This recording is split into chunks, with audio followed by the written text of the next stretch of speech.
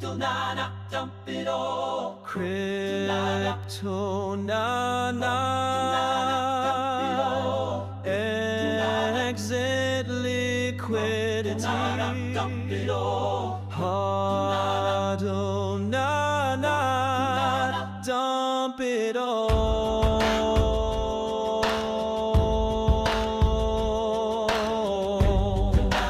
Exit liquidity. Huddle nana, dump it all. Crypto nana, exit liquidity. Huddle nana, dump it all. From the day we arrive on the blockchain and blinking step into the trade, there's more to lose than can never be won, more to dump than can never be saved.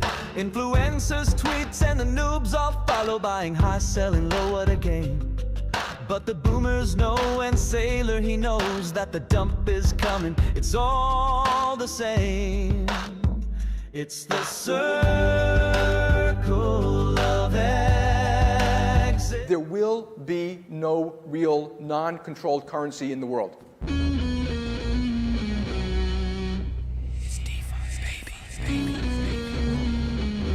We're coming for you, banks. And this is exactly what these Bitcoin Cash people are building. Shout out to the Dragon Riders and the House of the Dragon. This is a completely different situation than it was 2 or 3 years ago. Yeah. That's how frogs get boiled. And they added a bunch of new opcodes and they're doing a bunch of things over there. It will be the most hated rally ever because a lot of people from some propaganda hate Bitcoin Cash.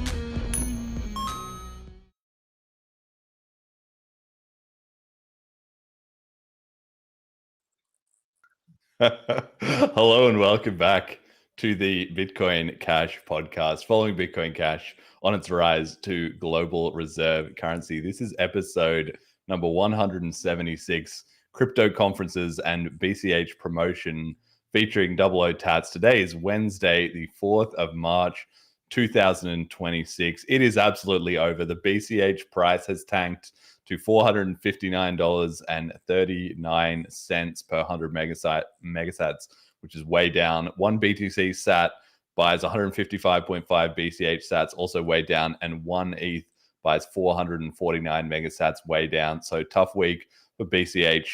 Selene 30-day users 723, and the Tokenaut TBL 8,892.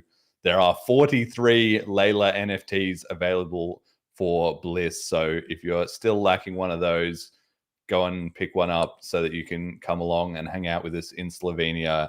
It's going to be absolutely epic. Our guest today is a tattoo artist and BCH promoter, one of the best dressed men in BCH, rocking a fashionista rocking the BCH tie and putting us all to shame. Last on the show, only 6 or 7 months ago, but feels like it's been a while. We were just discussing that. Welcome back to the show, man. How you doing? Thanks, man. Thanks for having me, bro. I'm doing real good, man. I'm feeling real BCH green today, man, for real. What's been happening in your neck of the woods? What's the latest? BCH aside, we'll get to that, but on the rest of your life, how's things looking? Oh man, it's just looking up and up though, man. Every day I take another step towards, the end goal. I'm making progress in life, making sure I'm being productive, and you say we're not gonna talk about BCH, but man, my life is BCH. So when I wake up, like that's what I'm on. It's my mission every day at this point, man. Like it's that serious, man. Even if I'm not tattooing, I'm talking to somebody about Bitcoin Cash every day for sure. That is very, very cool. I see you've been very active on social media as well lately. I notice when you're going hard because suddenly it's everywhere, and I'm like, man, how does this guy put out so much stuff? Do you have like a system, like one of those programs that lets you like automatically cut up clips or something? Because I don't know how you do it. Nah, man, this is my life, man. I don't have a 9 to 5, man. Like this is what I do every day, all day at this point. Like, of course I do tattoos, but that's I control that schedule. So if I don't want to tattoo nobody else, but Bitcoin Cash tattoo, that's what I'm going to do. And that's lately what I've been doing, man. I just wake up on BCH every day and like, I don't have nothing else to do. So let's do it. Like, you know what I mean? All right. Fair enough. Well, let's get straight to it then. So when you were last on the show 6 or 7 months ago, I can't remember exactly which FundMe campaign you were on, but you've done 2 FundMe campaigns. The first one was to deliver 5 tattoos with a month of studio time and labor and rent and everything like that, with cash stamp onboarding, all that stuff. And that seemed to go really well. It got funded. You did the tattoos. I think it was very impressive. You know, it was, seemed to be making an impact. And so then you did a second one to deliver 40 more BCH tattoos. Now I've seen, you know, evidence of that. You put up some of the photos, some of the ones you've done and everything like that. But just walk us through it in hindsight. Like maybe people who didn't listen to the last episode are kind of out of the loop on this. So just from the start, explain how you got into the BCH tattooing and why it's such a good idea. Right. Well, okay. Well, you know, I gotta give a lot of credit to Ken Bozak, man, because he's a creative genius when it comes to ideas, man. And he just, you know, he seen me tattooing and he seen me, you know, dealing with mom and pop businesses, and he said, hey, man, a good way to help promote mom and pop businesses is you would be able to do tattoos of their brand name or their logo on people for free and then seek compensation about it.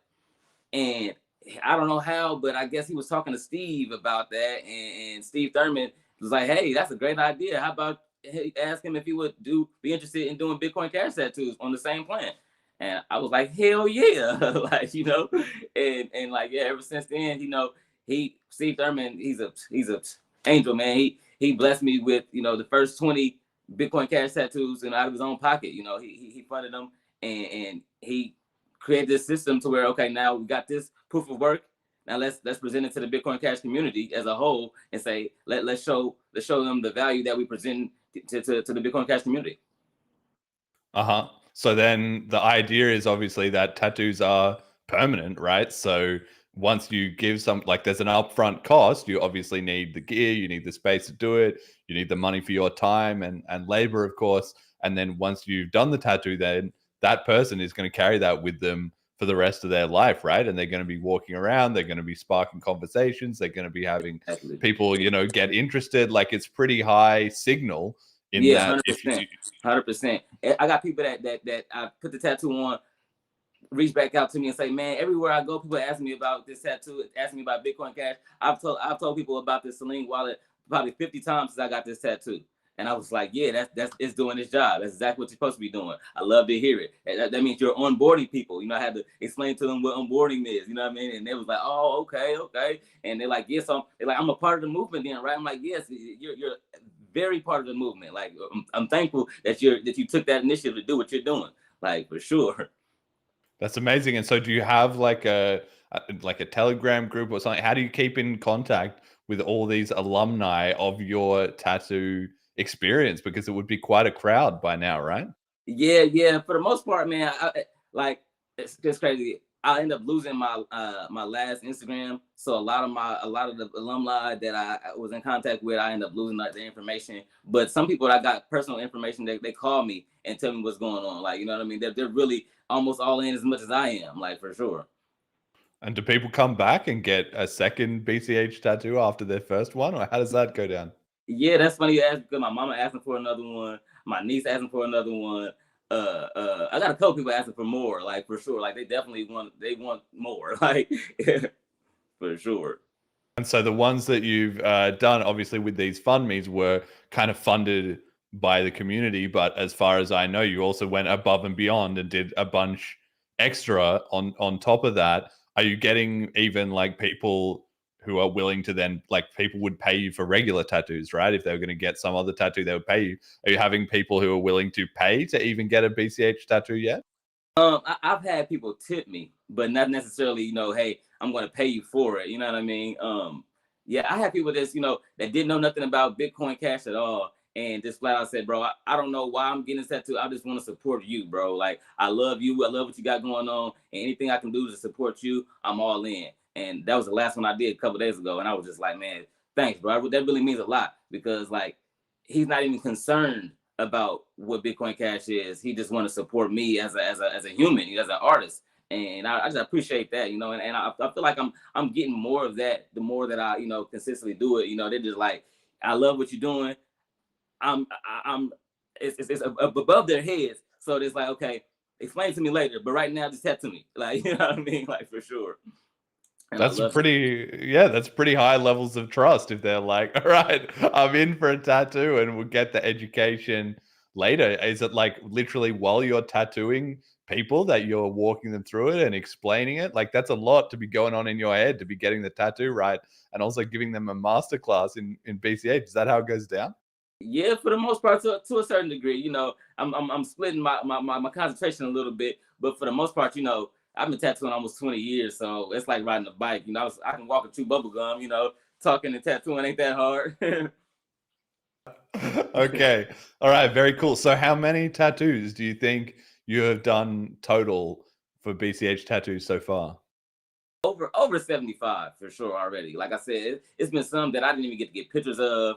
It's some that like like when I tell you, I almost didn't get it all the way done because I was in the middle of a party and they started shooting and we had to stop the tattoo. Like it was crazy. It was crazy.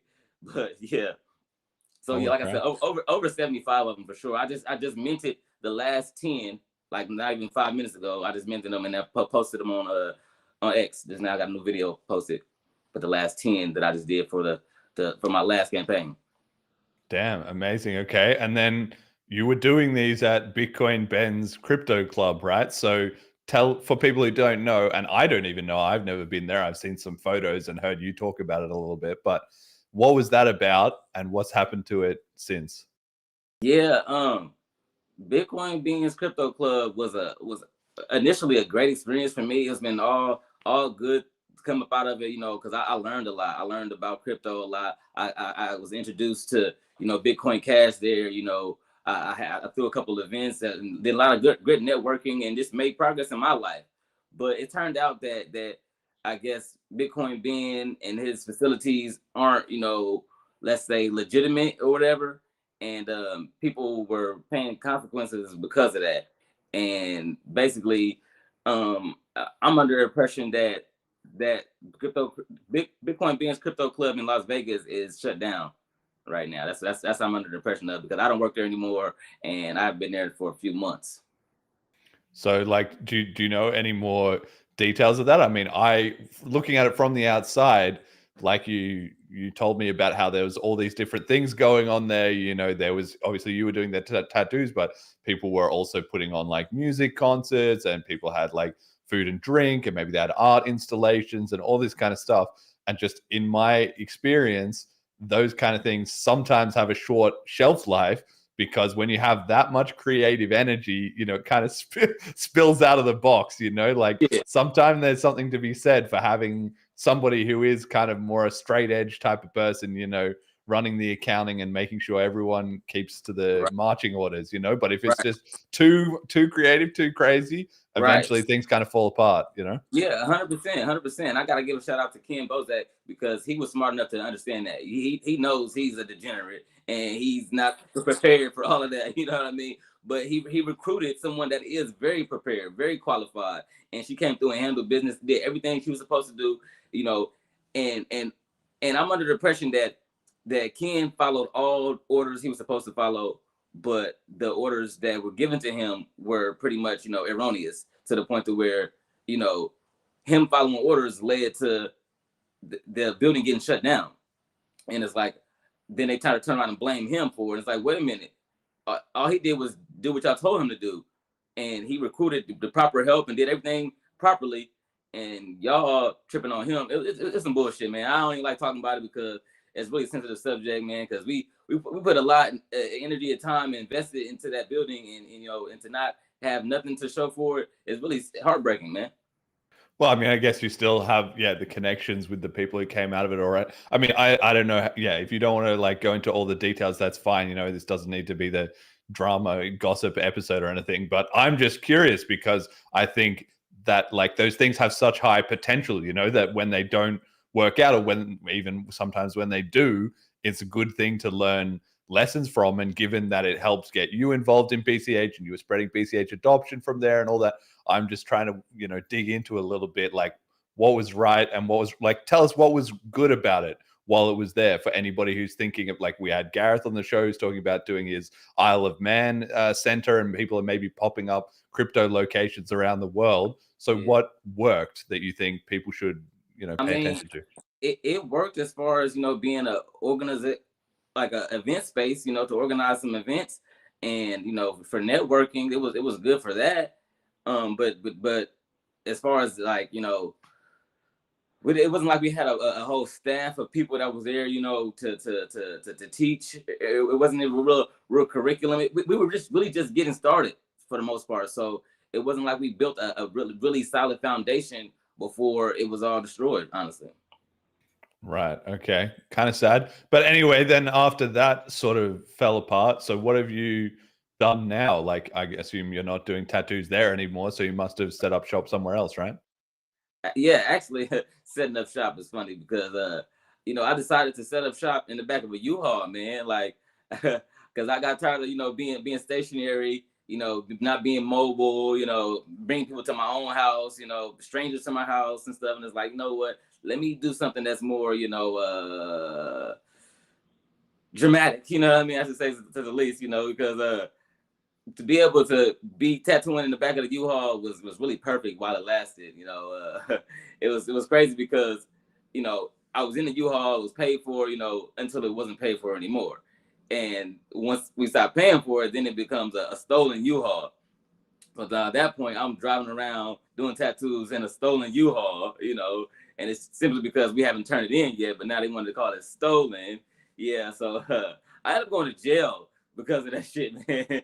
I ended up doing a couple of days in jail about a stolen U-Haul, and it's like, oh, I didn't steal it. I was about to turn it in today. Like they told me to turn it in today. I was about to turn it in today, but I guess they considered it stolen at the same day. So yeah, I went to jail, and all my tattoo equipment was in the U-Haul. So once they impounded the U-Haul, all my tattoo equipment went to the police evidence property place, whatever. And I went almost over a month without my tattoo equipment, and it was tough. It was tough. Holy crap. So you rented the truck, you were doing the tattoos out of the truck, but then, as you were coming up to the end of your lease period, you turned it in sort of one day late or whatever, and then got in trouble for that. They impounded all your stuff. You're in jail. Then what? Well, firstly, how was jail? I don't know. Do you have any reflection? I've never been in jail. I don't know. How was it? I mean, jail is jail, man. It wasn't the worst experience I ever had in jail, because I've been in jail a few times, sadly. But yeah, like I said, it wasn't the worst experience. But I think something kind of was cool. Like, okay, Las Vegas has like it used to have a jail TV show, and the jail that I was at was famous for being on that TV show. So that was probably kind of cool, But other than that, man, I was upset, man, for the most part, because I'm like, bro, this is some bullshit. I'm in jail for having a stolen U-Haul, and it's like, well, I'm just doing tattoos in the U-Haul, man. That's all I'm doing. I'm doing Bitcoin Cash tattoos in the U-Haul, man. Y'all trying to lock me up for that, man? Y'all tripping? Like, yeah. So you get out, and then you got to kind of put things back together again after that. So what was the next step there? And it was rough. Like I said, I didn't have my tattoo coming for over a month, man. So I was drawing. I was doing a little bit of strange for a little piece of change, man. I do whatever to pay the rent, man. For real, it was tough, but I made it happen. I made it out, and I ended up. And this was in the process. I'm pretty sure that was in the process of me completing one of my campaigns as far as my promised tattoos. So I had to go over a month without doing any of the tattoos that I promised, and it was tough, man. It was tough. Like I felt. Yeah, that was one of the times where I was like, pretty much a little bit MIA from social media and stuff, like, because I was MIA from everything, man. They took my equipment from me, took my livelihood, man. It was a dark time for me for a minute, man. Gosh, yeah. I mean, a lot has happened in the last 6 months. Like we were saying, that's kind of crazy. But you've got back on your feet now. At least seems so. So what's the situation now? Oh, we're good now, man. It's funny, like, because I have went to jail a total of 3 times within the last time I seen you. You know what I mean, or talked to you. But like, I've been acquitted all charges, and I'm good to go. I'm here now. You know what I mean? But it's been so much little petty bullshit that's been keeping me from being able to produce the way I wanted to. But that was all 2025. 2026 is here now, and we're doing a lot better. I'm here in Indiana now. Just came from pretty much almost like on a tour from Vegas to Denver to Michigan, back to down to Indiana now. You know, I've been doing tattoos the whole time and doing Bitcoin Cash tattoos the whole way there too, man. I'm just so thankful to be able to be in a position now that I am in now to just be able to provide for my family and got my mom, and she don't have to worry about her bills no more. I have to make sure she took care of her disabled veteran stuff. You know what I mean? Like, so that's a lot of stress taken off of my shoulders. You know, like I said, 2025 was a real rough year for me, man. Rest in peace, the mother of my son, Shemaya Allen, man. She committed suicide in the beginning of 2025, and a lot of people don't even know that. And I was still, you know, thugging through it. You know, I was really trugging through it and not letting my circumstances affect my performance, you know. But in reality, like, people that know me know that I wasn't myself throughout this past year. I've been really struggling with depression and it's been tough, man. But 2026 has been a lot better for me, and I'm thankful, and I'm in a lot better spirits, and I'm just feeling real positive and productive, man. Yeah, well, I mean, you definitely seem upbeat and energetic today. So do you have a fixed location where you're doing like we said about setting up shop, or like you Oh said, if you're just touring around, are you renting other people's studios, or what's going on? Man, I'm literally tattooing out of my luggage, man. Like, I'm pulling up mobile tattooing on people's couches, man, wherever I can do it, man. You know, and right now I'm in Indiana, so it's cold, and I'm, like I said, I'm tattooing everywhere though, man. Like, I don't have a building that I do tattoos out of right now, and that's kind of the importance of, you know, me proposing or asking for the Bitcoin Cash tattoo sprinter band, because that's gonna be, you know, everything that I need to propel my life, you know, the Bitcoin Cash life forever. Like, and I'm really excited to be able to, you know, hopefully, you know, be getting that. Right. Okay. So it sounds like you thought the U-Haul idea was a good one. It sounds like that was really working if it hadn't been for that like hiccup at the end there. So Right. Yeah. is that what you would want to go back to ideally, or?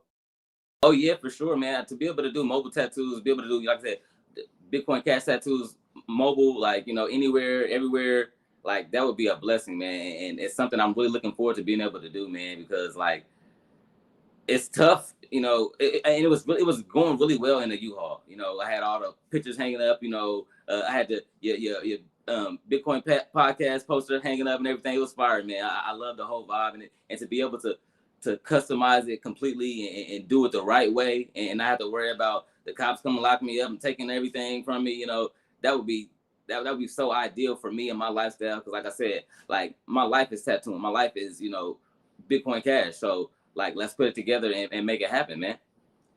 We just got Callisti in the chat saying, "Can confirm, bro gave me a tattoo out of his luggage on my couch." Lol. Straight up, man. Straight up, bro. Like, I'm literally, I'm not gonna let nothing stop me, man. Like, stuff might slow me down, but it's not gonna stop me, man. Like, my mother, she tells me all the time, I'm one of the strongest people she's ever met, because I can tell you if this a few things in my life that would have broken the average man. You know what I mean? Like, people hear my story and they be listening like, damn, you really went through that, like, and you still smiling, you still sane, like, you're still able to talk to people and communicate. You would think nothing ever happened to you, and that is a testament to my strength and my resilience, man. And I want to apply that strength and resilience to Bitcoin Cash, man, because that's what I see. That's what it's going to take. I see that's what we need, a level of strength and resilience that's going to be able to stand up against the naysayers and the non-believers. Yeah, so let's get into that a little bit. So you've been doing sort of BCH related stuff for more than 6 months, and probably even quite a little bit longer. So how has that been in terms of sort of the public reception with your tattoos? It seems to have gone really well, but what about outside of that? Have you found it, like, in your interactions with other crypto communities and stuff? Tell me a little bit about that. How have you found where BCH sits in the sort of broader ecosystem, if you know what I'm saying? Right. Okay. Well, when I went to ETH Denver a couple weeks ago, that was a really big eye opener for me, because, like, I got to see other crypto communities, you know, and honestly, I was kind of surprised that I didn't see any other Bitcoin cashers. You know what I mean? Like, I was like, dang, where the B cash is at? You know what I'm saying? Like, dang, where we at up in here? I was by myself, you know, And like I said, I was a little bit surprised, but I'm like, you know what? That just shows me I got work to do. It shows me where I need to be at, you know. And yeah, everybody that I talked to, for the most part, besides the Bitcoin maxis or whatever that got some type of illogical argument. I'm like, listen, don't start arguing with me because I'm new. I don't know a whole lot. I mean, all I know is what I know. Like, you feel me? And yeah, so but as far as like other, okay, I can tell you a good experience I had with onboarding a merchant out in Denver. Because for one, like I said, the crypto scene in Denver is pretty big. Like, it was a lot of different crypto communities that was there, and they were local there. They actually lived in Denver. On top of everybody that flew into Denver for the conference, the local scene in Denver is very crypto related. And a lot of people was very receptive to me, and just they was like, oh yeah, that's really cool that you sponsored by Bitcoin Cash, giving away free Bitcoin Cash tattoos. Like, they were really like excited about it. And like I said, I met the owner of a smoke lounge. His name is Dwayne. The smoke lounge is called Tetra 9 Lounge in Denver, Colorado. And the smoke lounge, it's funny because the day we met him, it was his 8-year anniversary for being open for business. And me and Ken Bozak and who else was with us? Mickey, and we were all happy that he was having his anniversary. So we decided to throw him pretty much a get together, a little gathering to celebrate his 8-year anniversary. Long story short, man, before we end up leaving, I onboarded him to pay Taka and Bitcoin Cash. So now he's accepting Bitcoin Cash as payment to get into his facility and for food and drinks and everything. And we talked about having Bitcoin Cash themed events on a monthly basis, to where those his clients and members get discounts for using Bitcoin Cash. And like, he sees what I'm doing, he understands it, and he wants to support me in every way he can, and he wants to be a part of it because, like, it was Black History Month, and we locked in, man. It was a great feeling, man. Like I said, I was so proud of him for being in business for 8 years, and like, it kind of bothered me though, because when we came in, we asked him, did he accept Bitcoin? We asked him, did he accept crypto? And he was like, no. And I was like, but you living in Denver and everybody up in here is a crypto city, you know what I mean? So why are you not accepting crypto? But yeah, like that was the eye opener though, and we got him to set Bitcoin Cash, set him up on the PayTaka system, and yeah, like, so yeah, it was a great experience. Very cool, very cool. So how many people were at ETH Denver? I've never been to any Ethereum related conferences or things like that at all. So I genuinely have no idea. Like, you say there was a lot of people. How many people? Are we talking thousands? What was it? Man, listen, it was in a big convention center. Like, I mean, it was the line was wrapped around the building, inside it was packed. I mean, I wasn't counting, you know what I mean? But I'd probably say a few hundred people, probably at least 1,000 people, like, like, for sure. It would be, I couldn't say, I wouldn't be able to think it was less than 1,000 people, honestly, for sure. And what kind of like booths and stuff were they doing there? What did you learn about it? What did you find there? It was a lot of like crypto privacy, crypto security, crypto legal, crypto, like, just a lot of different things in the Web3 space where people were just using the Web3 and blockchain technology to either secure this and make this private and communicate this way, and it was a bunch of stuff where I felt like this company needed this company, but they weren't communicating with each other. And I was like, y'all are the key for each other's success, but y'all not communicating. But I guess it was like a type of rule or something. It was weird. I was like, I felt like we need to be doing more networking amongst each other rather than trying to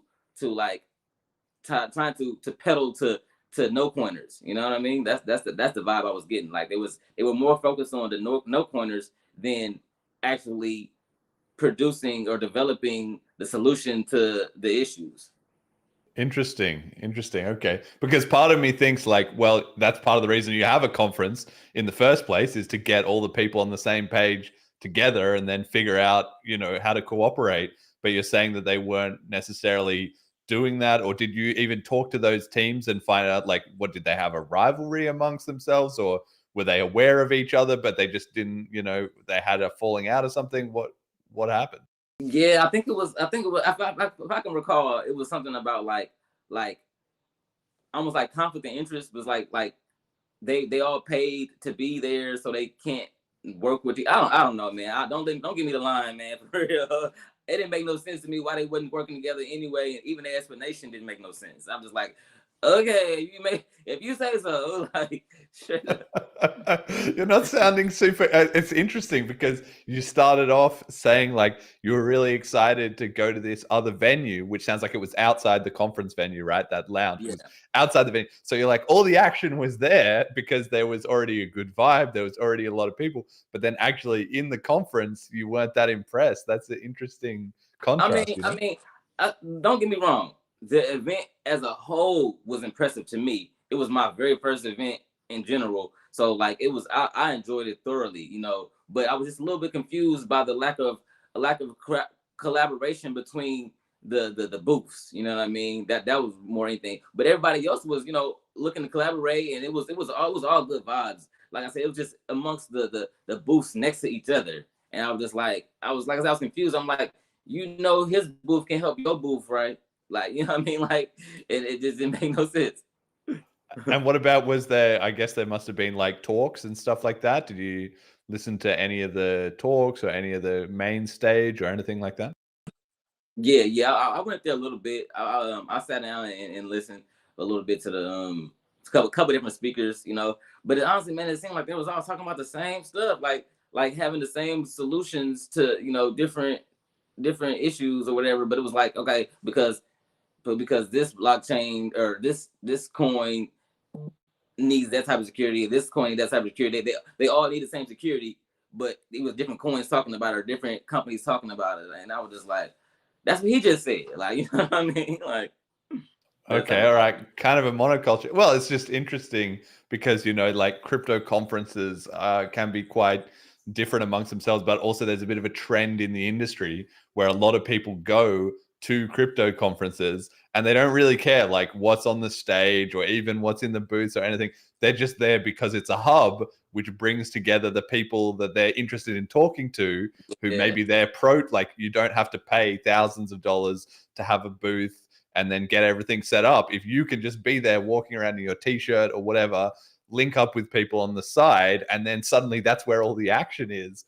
And so the actual event is more kind of a staging point for that side stuff rather than being the highest quality content itself, So I've heard that before. So it's interesting to hear you had that kind of similar experience. Yeah, for sure. I got that for sure because the side events were definitely more inviting. It was like, it was more relaxed setting. I completely agree with that. That the side events were for more networking. You get more out of the side events as far as networking because, like you say, people walking around not even really looking at the speakers or whatever, and just really focusing on networking amongst the people because that's where a group of people, like-minded individuals, are coming together for sure. And that's what made me like, I got to keep going back to Denver because the crypto scene in Denver is so big. Like it was a lot of people that was, like I said, local to Denver, and they were all in the crypto. So I'm like, oh yeah, I got to keep coming back to Denver because like, yeah, I need all y'all crypto enthusiasts to start be enthusiastic about Bitcoin Cash. Well, that's what I was going to say. So Ethereum didn't convince you? You're not going to be switching on to Team Ethereum? For what? Well, I don't know. They had their conference. They didn't convince you? Okay, fair enough. But you were there with the whole crew as well, right? You said Callisti, Miggy, Ken Bosak. It seems like you guys have a little bit of a crew rolling there to now start showing up to these conferences. Talk to me about that aspect of it. That seems like it's going really great. How did you get that together, and why is that working so well? Man, listen, man. I just feel like at this point, I feel like I know. I ain't gonna say I feel like I know it's my divine purpose. Everything that I'm doing, especially BCH related, it's all divine purpose. Like I don't have to ask to do too much. I don't have to try too hard. I just have to do what I'm saying I'm gonna do, and it's all falling in my lap. Like I wanted the things that I want to do are falling in my lap. And the things that I want to do are things that need to be done. You know what I'm saying? So it's just like I didn't do too much other than just be myself, become invited to ETH Denver, me being invited to Eve Denver, it just got us all synergized to okay, now we're together with the Bitcoin Cash podcast, and excuse me, the Not Another Bitcoin podcast, and being able to do that and just be able to align myself with somebody like Ken and Miggy, and they've been in the crypto space for so long. Like, I'm pretty sure that's what carried a lot of weight as far as, when I filed my application for the media press, and on top of, I definitely, in my application, I let them know, hey, I'm sponsored by Bitcoin Cash. I'm a tattoo artist, you know what I mean, for Bitcoin Cash. I put that in the application as well. So I don't know if that played a part or what, but nonetheless, like the Bitcoin conference, they understand that, I'm coming BCH stuff for sure. That's really cool. Yeah, you had this announcement that you're going to be representing at the BTC conference as like official press, which I guess is also going to get you, hopefully if you're showing up there with a press pass, then you can get kind of behind the scenes. You can see what's going on Definitely. backstage. Maybe you have more of a reason to like interrupt some, key people and get like comments from them. What's the game plan going into that? Listen. I'm still new, you know what I'm saying? so I don't want to like, come playing and just go haywire, because too much saying like. So I talked to Kaliski about it, and he put me under understanding of like, we're really at a point where our work speaks for itself. The facts speak for themselves. Like, and until anybody could dispute a single line out of hijacking Bitcoin, like why do I need to argue? What do I need to have a rebuttal for? You know what I mean? I'm just gonna say, go fact check whatever you're talking about. You know what I'm saying? Go fact check this, go fact check that, and then watch us work. At the end of the day, none of y'all has ever done what the Bitcoin Cash community is doing with me and everything that we're doing. So until y'all start doing stuff like this, then we don't want to hear nothing, because y'all can't, y'all won't, and y'all can never will be Bitcoin Cash. Period. That's great. I feel like I'm gonna maybe clip that out. That's like that's the like 10-second summary that just gets to the bottom of it. I told you I'm here for you, bro. Listen, man. I'm gonna keep it real with you, Jeremy. Straight up, bro. We was communicating, man, and you said some things to me that really lit a fire under my ass, man. Like, I don't know if that was intentional or what, but I tell you, it worked, man. Straight up, man. You telling me things like, you felt like, if I was, sometimes I was enthusiastic, sometimes I wasn't. And I'm like, hold up, man. You don't even understand what's been going on in my life, man. But listen, whether I'm doing tattoos or not, whether I'm enthusiastic on social media or not, every day is this work, man. Every day is BCH, man. I'm talking about, I go hard every day. Every time I talk to somebody, if they're not trying to talk about Bitcoin Cash, they're not talking about the future, I don't want to talk. Like, I got an attitude and everything. I might cuss them out. If they start talking about some bullshit and they don't want to listen to me talk about Bitcoin Cash, I don't want to talk no more. It's out of here, straight up. So, well, that's right. So they hear you telling me like stuff like you don't know how enthusiastic I am. If you don't know if I vanish, man, listen. You don't want me to do too much where I'm like, overworking myself or overwhelming myself. Man, I'm gonna show you what I'm capable of, man. Straight up, bro. Like, this is light work for me, for real. Like, I can do so much more. Like, and now I'm just organizing everything to show you what I'm really capable of, man. Because I don't want you to have any doubts about me at all. I don't want anybody to have any doubts about me. I'm gonna make sure of that. No, I love it. And I want to make this point for the listeners and the viewers. Other people might be having, similar thoughts to this, right? Which is that when you came to me, you said, oh, let me get on the show again. I got to update you on all this stuff you've been doing. And you were asking me about your FundMe, right? You were like, oh, we want to get another batch of funding, blah, blah, blah. And like, people are not responding to it. Like, those first couple of FundMes, you did the FundMes, you got funded, you put out the results. That was great. And so then you were like, wait, what's going on? Like, I think I did a good job the first couple of times. Why would people not be keen to support it again? And what I said to you was, yeah, that's true. You did do a great job. And I saw you even delivered results. You did a lot of publishing on social media, which is key. Some people do stuff, then they don't, highlight it afterwards. So nobody knows what they did. But then the fact you went off the radar, I thought was a red flag for other people.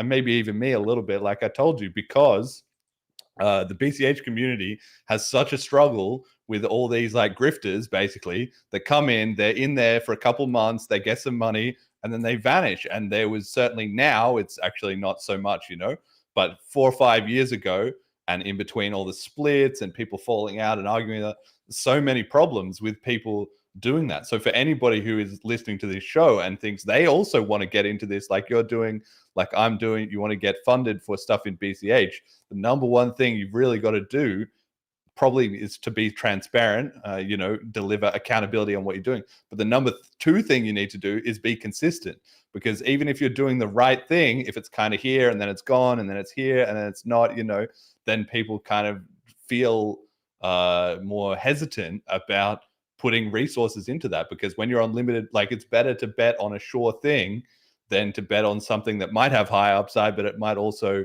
go nowhere. So I'm really glad that you've got so fired up, and I think your output is great. That's actually amazing.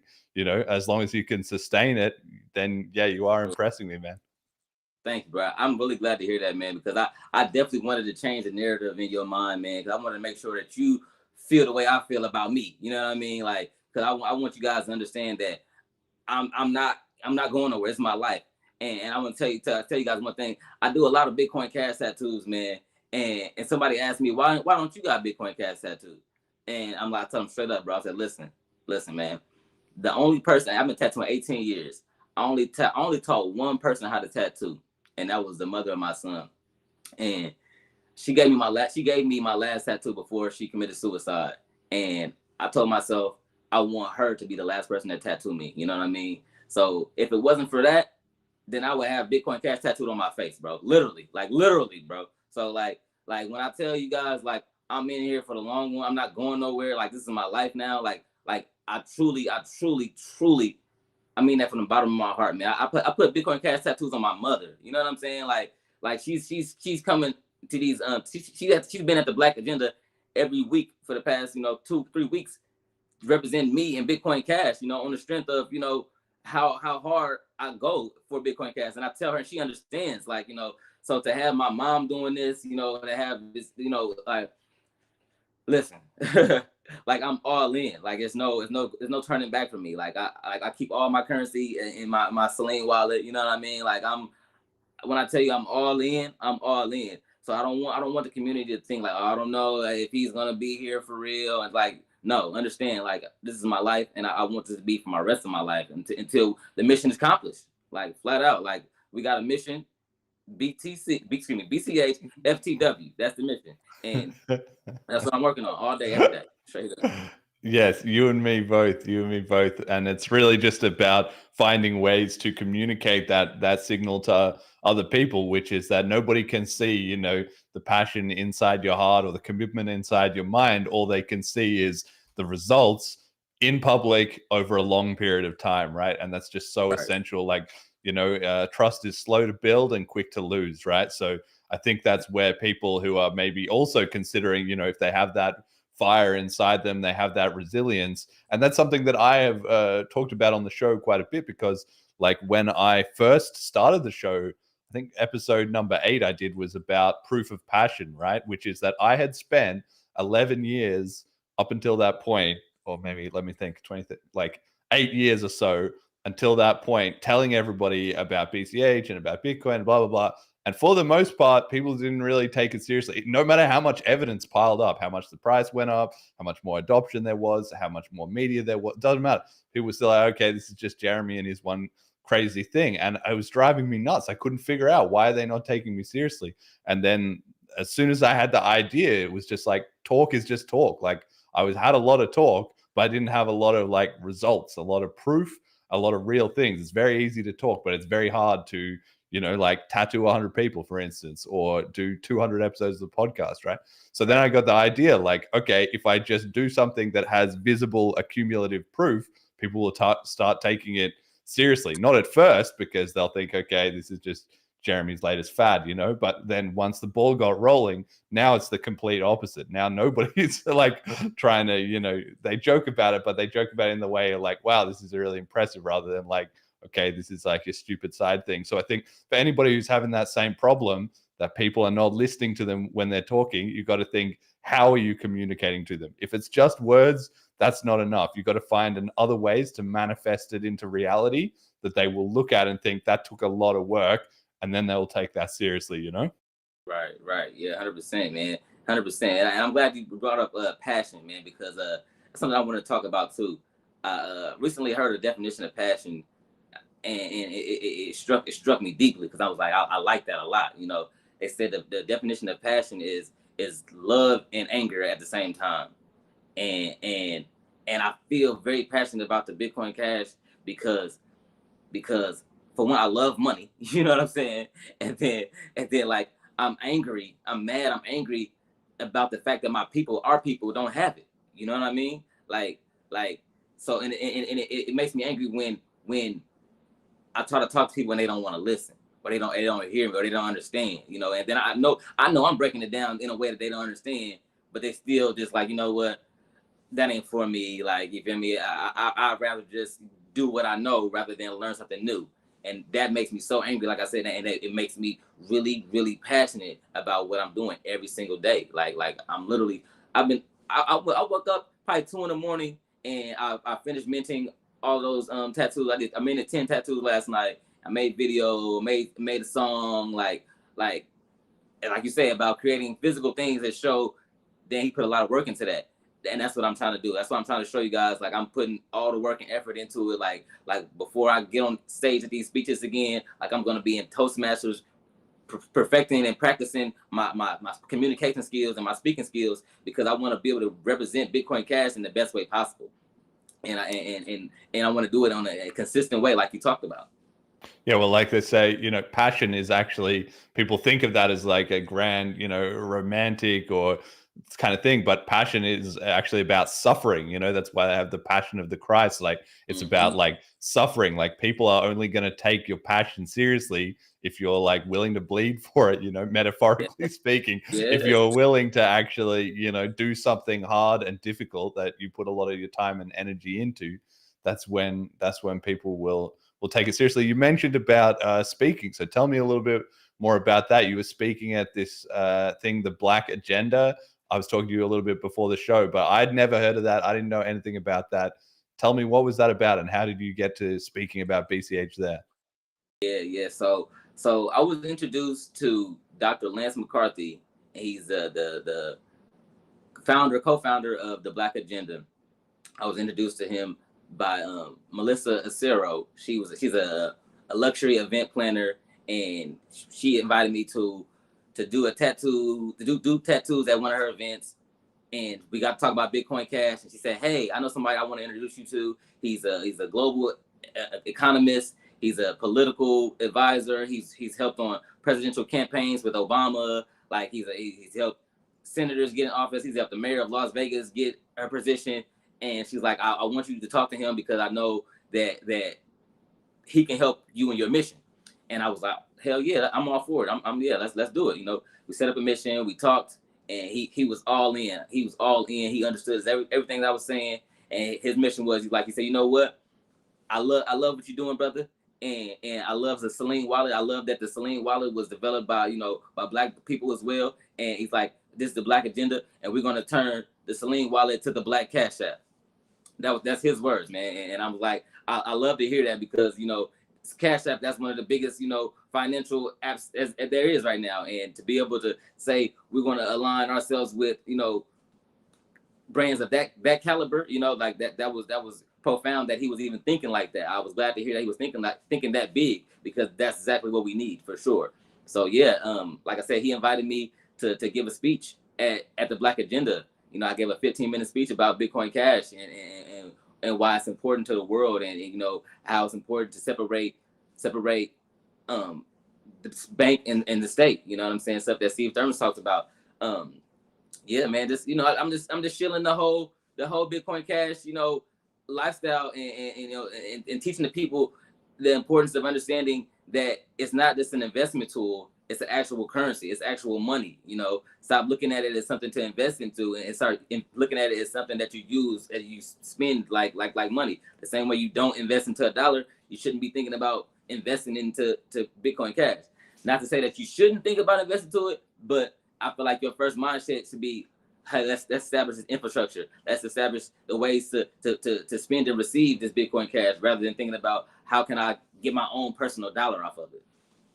Callisto says in the chat, Black Cash App could be huge, TBH. And to like, it's good branding because it strikes instantly in my mind. It's like BCH, you know, it could be like Black Cash App, you know, kind of something like that, you know.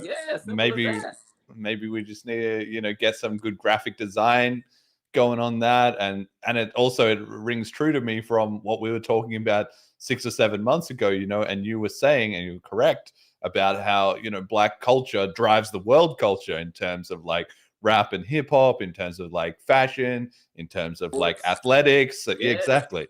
You know, and so it's that same niche, it's the same opportunity for BCH to capture a sort of minority market that is way out, you know, disproportionately impactful on the rest of the world. So I think that would be awesome. So tell me about, you give this speech 15 minutes. Did you get some questions afterwards? What is the kind of response that you get back? Yeah, man. Embarrassingly enough, man, I ain't gonna say I bombed, you know what I mean? Because I mean, I got interactions, I got laughter, I got, you know, I got people that was interested, you know, I kept everybody's attention. But when it came time to scan the QR code for the Celine wallet, I think I put the wrong QR code, or I used ChatGPT to create an image, and it had the Celine wallet QR code, but I think it adjusted or altered the QR code. So when on the graphic, yeah. So I'm gonna say like, hey y'all, scan this code to download the wallet, and they're like, the code ain't working, and I'm just like, oh shit. Embarrassing. So yeah, but afterwards, you know, I helped everybody download the wallet, and I sent a couple people some Bitcoin Cash, and really just, you know, I really just wanted to, you know, kind of get my feet wet again, just, you know, get comfortable back on the stage again. Yeah, it was just more of an opportunity to be able to say, okay, this is what I'm about to do. This is what I'm working on. You know what I mean? And this is what I'm working on it with, you know. And like, I'm like, I know it's going to continue to get better. This is the first one. And it was, mind you, only 15 minutes. It's like, how much could I really talk about as far as Bitcoin Cash in 15 minutes, knowing how much there really is to learn, you know? Yeah. Of course, you can only, you know, cover so much. But from your experience then, amongst all this BCH onboarding you've been doing, all the different people you've been talking to, the various different initiatives, what do you think is most missing? Like, obviously you're working on what you're working on, but this show is going out to, you know, tons of people in the BCH community. If you had to give some advice or direction to everybody as a whole, like, where is the weakest point that you're finding people are getting stuck on, or they need help on, or that we could make, you know, your life easier in onboarding people? Two things I say. The first thing is, of course, you know, everybody wants to know, well, how can I spend my Bitcoin Cash? Where can I spend my Bitcoin Cash at? And for a long time, I was like, well, what you want to do is just hold on to it. You know what I mean? Because right now, we don't have a bunch of places where you can spend it. But I'm encouraging you to hold on to it, you know, and start accepting it and continue to accept it. You know, that was my main focus on. But then at ETH Denver, I ran into the guys at Bit Refill. And of course, I got on my BCH tie, I'm with Ken Bozak, and we both talking to him like, hey, don't you guys accept Bitcoin Cash? And he was like, yeah, we do accept Bitcoin Cash. I'm like, oh, great, that's amazing, because that was one of the big questions I had was, well, where do we spend it? How can we spend it? And to be able to say, oh, well, there's an app right here called Bit Refill. You can take your Bitcoin Cash and spend that on Visa gift cards to pay anything with. I'm like, oh yeah, that's perfect. That's what we need. That was the, you know, the key to, you know, the end loop, like Callisto says, that having a loop of, you know what I mean, a currency loop. But that's one thing was, you know, like I said, be able to actually spend the Bitcoin Cash. You know, that's one thing that I feel like missing. But the other thing is a physical asset, a physical device, a physical asset that people can understand where their crypto is, because a lot of people that I deal with, they don't comprehend where Bitcoin or cryptocurrency comes from, because they're so so stuck on having a physical asset to coincide with their money. Like they have digital dollars and they have physical cash. They know $100 in cash is the same $100 and you know on their cash app, you know, digital dollars. But with crypto, they don't have a physical asset, physical thing. Hey, crypto is something that they can actually function and navigate, you know, on a user friendly level. You know, I've heard they got hard wallets and stuff like cold wallets and stuff, but interactive cold wallet that is something that you go can control and be interacted with on a global scale with, you know, as far as cryptocurrency. I believe that's something that is going to be a key factor in people understanding how cryptocurrency works when they have something that's physical in their hand to be able to understand that this is their money and this is where it's going. This is how I'm going to control my money separate from their phone or other device. Right. Okay. So on that, like, obviously, you know about cash stamps and stuff. Is that's like in the right direction, I guess, but where's the missing link? Why Right. isn't that, you know, solving the problem? Well, cash stamps are great. Cash stamps are like amazing for like opening the door and starting a conversation and actually, you know, giving somebody some crypto, you know. But I feel like something that I seen, or something, an idea in my mind, and it kind of coincides with the things they call the Avagachis, where they were like crypto related, like gigapets thing, Tamagotchi crypto pets. And when I seen that, I said, "What we need, but we need a cool device like the original Tamagotchis.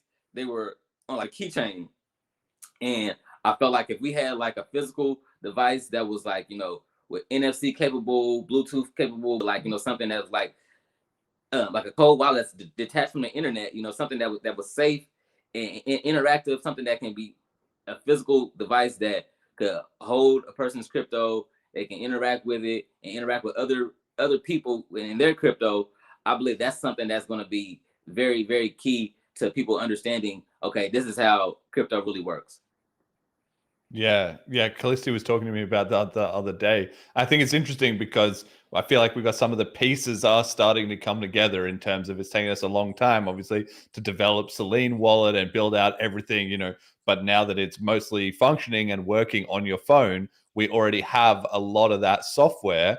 So we could embed that onto another different device. I think something with a keychain, like you said, would be really good. Then people can, I don't know, put it on their belt loop or they're on their backpack, or they can put it, you know, somehow in their wallet, maybe, you know, attached onto a loop there. Like things like that could be really good. And if you made it a sort of like tap to pay or tap to interact type of thing, plus you can also gamify it a little bit, because that was also part of why the Tamagotchi was so popular, because it was fun. So then if you met somebody else who had it, you know, like there could be some interaction there. I feel like that's got a lot of potential. Jet was just holding up like the NFC cards, which are sort of in a way kind of approximating what people are used to with banking cards. I guess that could also be good, but it's kind of not really the same. You know, it's too similar to the existing banking to make it seem different. I don't know. What do you think about that? Yeah, I remember another thing I wanted to add to the functionality of the device. Remember those devices that were called scanners? It was basically like a Tamagotchi, but it had like basically like a barcode scanner on it, and you could scan each barcode, and those barcodes would like it'd be a battle or an item or something like that, you know. And I believe that would make make it more interactive to where, okay, each time you scan a barcode or a QR code, it could be, you know, some microsats or item or experience point, just something interactive that makes the, you know, the game fun and educational as far as crypto space.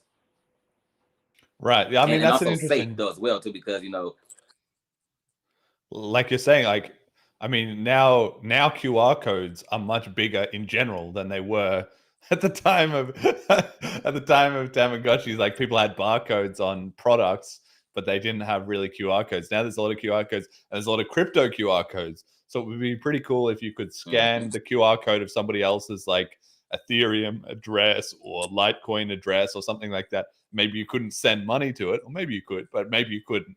But you could at least like scan it and get some interaction, some kind of conversation happening out of that. Yeah, for sure. It might be an educational moment, anything like because education is very critical at this point too, because like people don't have no idea on what crypto is, how to use it, and where it's headed. Like it's been so the media has flooded everything with price value and making an investment tool that people don't realize the real purpose of cryptocurrency is to be a currency, a form of payment. You know what I mean? They don't think about the currency aspect of it. They think about crypto. They think it's just crypto investment, not cryptocurrency. And then that's where a lot of the disconnection is come, because like they don't realize this currency is money to be spent, used, and saved and earned, not to be invested in. Like and that's where it's a big problem. Once I believe that people have those those hardware devices and understand, okay, my pet is my money, and the more money that I invest into my pet, the more healthy my pet becomes. The more I learn about my pet, the more the more I learn about crypto and the whole aspect of it, and it's a fun interactive thing that I can do with my friend or my partner. Like yeah, that's for sure. And even my kids, because I want to be able to be kid friendly as far as senior citizen friendly. I want everybody to be able to use it, because everybody needs to be able to use it. It's money. Like it's going to be the way I want it to be, the way people can eventually spend all of their currency. If they're keeping all the cryptocurrency on a device, and they decide to spend it at a vendor or a merchant or whatever, they should be able to use their crypto pad or device and scan it or tap it or whatever the case may be to make that transaction, to help people understand, okay, this is my wallet, this is my money, this is not just a toy, it's not just a game, it's not just an investment tool, this is something that I could actually live off of. Yeah, some kind of BCATs or something like that. All right. Yeah. Okay. I mean, the thing is, yeah, I can see like we have some of the right foundations for it. It will also take a little bit of time. It's also the right time for that, because kids these days don't have that kind of stuff, like old Tamagotchis, and I had like a little Digimon one and stuff like that. Was all like 15, 20, 25 years ago. That was popular, right? So now there's a new generation of kids that don't have those kind of toys. They all have iPads and mobile phones, whatever, which is all super mega advanced, but it's actually kind of sucks in comparison. It's not even as fun as those things that had a physical element. Literally. Like sometimes you have to shake them or walk around with them or whatever. So it's time for a new generation that would see that as new and interesting and cool and would connect with that. So anyway, I think we've got like the concept makes sense and some of the software is starting to come together. The tricky part to me seems like kind of the hardware.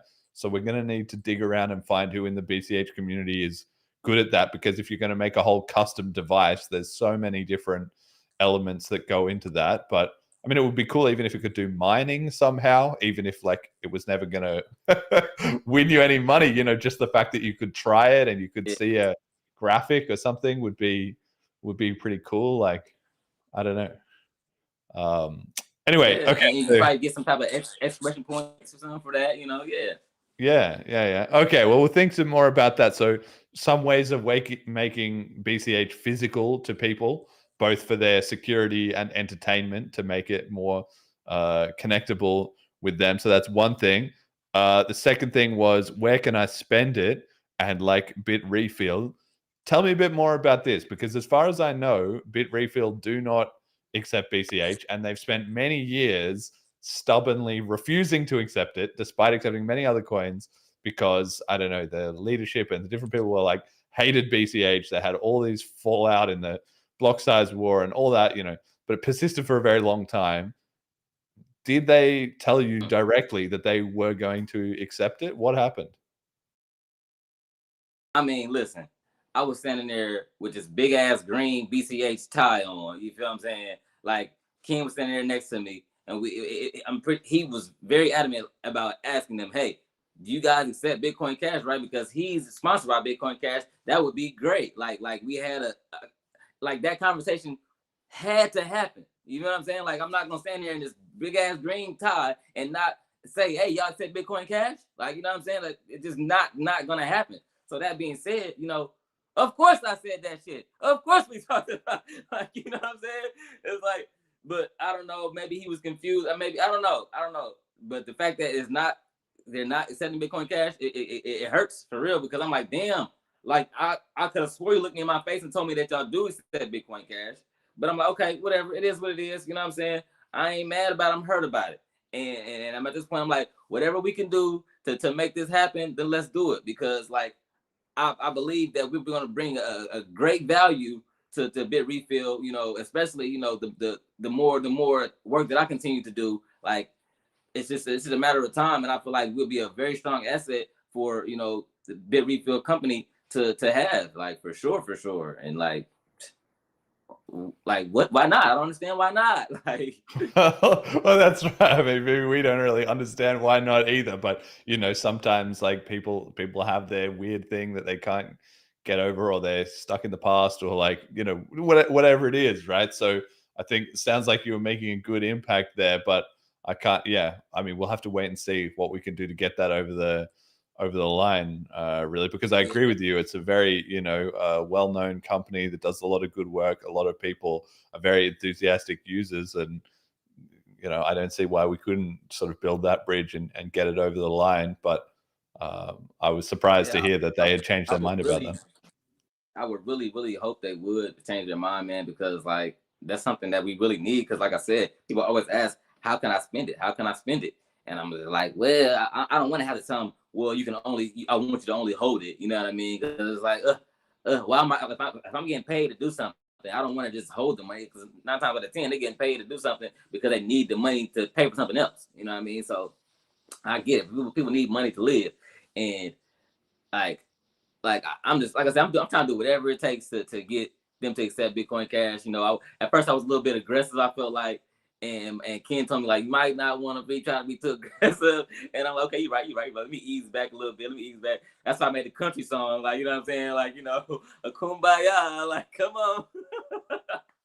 You know, but also, though, you know what I mean? Like, if that don't work, man, I ain't going to lie to you, bro. If that shit don't work, if they ain't trying to, you know, kumbaya with us, I'm pulling a racist card, man. Straight up, bro. I'm going to say, okay, they not accepting Bcash because we black. All right. Well, hopefully it doesn't get to that. They don't want that type of press. No, they don't want that type of press. Publicity, man. they don't. But I think, you know, the carrot and the stick, it sounds like, you know, if the carrot is not going to work, it's going to be the stick. I definitely hope it doesn't come to that. I don't endorse that as a strategy. Yeah. Well, I like that. You know what I do feel you on is the fact that, look, if they're not going to respond to one set of incentives, it has to be the other one. So, you know, even while that would not be my recommended way of doing it, they've got themselves into that situation. If they're not going to communicate with you, they're not going to, you know. We starting off nice. We starting off like, you know, hey, come on. Like, you know, we knocking on the door. Hey, let us in. Please let us in. Let us in. You know, next week we're going to knock on the door a little harder. Hey, we out here. Let us in. Let us in. We hungry. Come on, let us in. The week after that, if they don't let us in, we busting the door down. Let us in this motherfucker right now. Straight up. I got that from Tupac, man. Straight up, I got that from Tupac. All right. Well, we'll see how things work out on that front. But yeah, I really do hope that they will reconsider. Like, it wouldn't take them very long to add it as well either. Like, it can't be that. I mean, it seems like their site was actually down the other day. They're having some other tech problems, but adding BCH should not be the biggest problem for them. Tell me a little bit about this stand with crypto, because I didn't know anything about this. I just heard the name, but there's this photo of you with a whole stack of people at ETH Denver, and it says on their Twitter page, quote, "America's leading crypto advocacy organization, a grassroots hub empowering crypto users, builders, and supporters to make their voices heard," end quote. So who are all these people? How do you know them? And what are they actually working on? Okay, so you want the ugly truth, or you want a pretty lie? Well, I will always prefer the ugly truth, but maybe give us both and let the listeners decide. Start with the lie. Give us the pretty lie, and then give us the real talk. Okay. The pretty lie is Stand With Crypto is such a great community. I met all of them. I shook all their hands, and they have so many different places and different locations that they're establishing, and they're if I'm not mistaken, they're doing work with the government and politics to be able to. Oh, and the SEC, yeah, that too. They're okay. I say it's a pretty lie, but in reality, I know a little bit. I learned a little bit from it, you know what I mean? But but the ugly truth is, the ugly truth, I didn't know none of them people in that picture. I just walked up and said, "Hey, let me get in this picture." You feel me? Like I want to be with y'all because I'm standing with crypto too. Like they gave me some side stand with crypto, and now I'm standing with crypto. but I do. There's a guy that I did meet in Vegas, and he happened to be there. And when I seen him there, he remembered me from Vegas, and he's like, "Oh yeah, man, next time you back in Vegas, make sure you come to the spot, and we gonna work it out, And yeah, so yeah, I did know somebody from Stand With Crypto, but he's not even in that picture. Right. Okay. Well, just because again, I like the BCH community, I feel is going to be skeptical of this kind of stuff, right? Because there's been a long history throughout all of crypto of foundations and associations and lobbying boards and organizations of this, that, and the other, right? And there's always a catch. The marketing, like you said, the ugly truth or the pretty lie. Like the pretty lie is always, oh, we're here to help. We're going to fix this. We're going to advocate to these people. We're going to protect your human rights. We're going to do this, that, and the other. And then in reality, it turns into politics and infighting, and some money gets grifted away by somebody which is never accounted for, and people spend a lot of time and effort trying to support them or find out what they're doing, and then it turns into a disaster. So again, I don't know Stand With Crypto. I've heard them once or twice, but I cannot speak to whether they're doing a good or a bad job. I have honestly no idea, but I do know that these kind of initiatives tend to have a lot of problems. And so that's why I kind of wanted to get your read on the situation in terms of like on the ground. What's happening. I'm really glad you asked me type of questions, because it's really putting me into my 00 task mode for real. Like I really feel like I'm a spy infiltrating these different organizations and learning about them and then bringing it back to the BCH community. Like, hey, this was going on. You know what I'm saying? Like I feel like I embody that character or that position. Like, I really want to be that. Like, to the point where like, when we go to the Bitcoin Cash conference, or the Bitcoin conference, like I'm going to be like, soaking up all the knowledge, getting all the intel and do whatever it takes to, make the best impact for Bitcoin Cash, like for sure. And like, yeah, like I said, I feel like it's my job as 00 Techs, to spy, to pull up, and figure it out, and like I said, they got a location in Las Vegas. So I will be attending and seeing what's up, seeing if they really standing with crypto or they trying to stand on crypto. You know what I'm saying? See what's up. Yeah, exactly. And I mean, that's it, right? Because we're just in this age of misinformation, disinformation. I mean, humanity always has been. Like, people think propaganda was invented in the last 10 years, but no, it's been around forever.